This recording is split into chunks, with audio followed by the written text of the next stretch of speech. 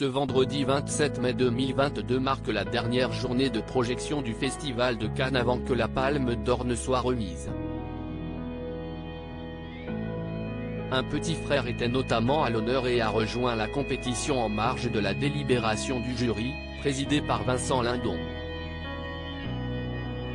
CST, la réalisatrice française Léonore Serrail qui est à l'origine de ce drame avec au casting l'humoriste Ahmed Silla, dans un registre auquel il ne nous a jamais habitués.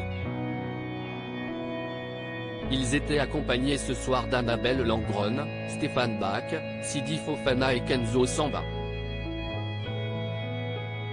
Pour découvrir son nouveau long métrage, un panel de people a fait le déplacement. Eddie McDowell a particulièrement retenu l'attention dans une robe longue et décolletée issue de la collection 2016 de Christian Dior.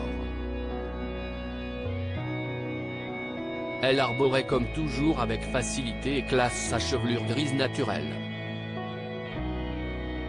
Hélène Mirren a elle aussi redoublé de glamour pour se démarquer sur le red carpet avec un maquillage très prononcé et dans une tenue clinquante.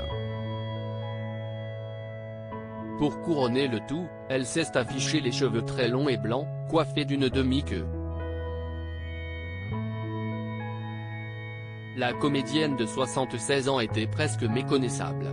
Très décontractée et rayonnante, elle a également offert quelques petits pas de danse devant les photographes avant d'être rejointe par son amie et compère ambassadrice de L'Oréal, Eddie McDowell.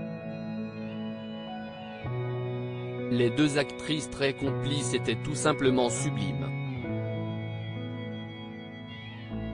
Étaient également présents, Priscilla Betty, Noël Capri-Berry, Lara Gauthier, Benjamin Biolay, Edgar Ramirez, Gemma Chan, Patricia Bright, Laetitia Doche ou encore la mannequin Léa Ribeiro. La fiancée de Joaquim Noah était divine dans une longue robe fendue en jaune. Un film à la nécessité soudaine avec un petit frère, Léonore Serrail a souhaité dépeindre la construction et la déconstruction d'une famille, de la fin des années 1980 jusqu'à nos jours.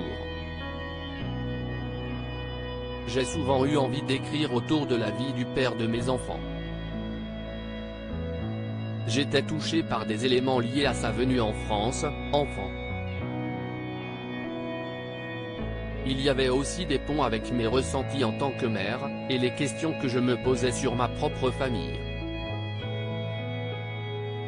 Le scénario s'est écrit avec une sensation de nécessité soudaine, a expliqué Léonore Serrail dans le cadre du festival.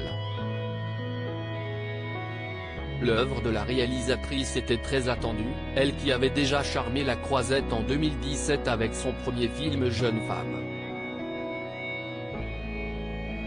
À l'époque, elle avait décroché la Caméra d'Or. Le Festival de Cannes 2022 s'achève ce samedi 28 mai 2022. CST à 20h30, sur France 2, que l'on pourra suivre le palmarès de cette 75e édition.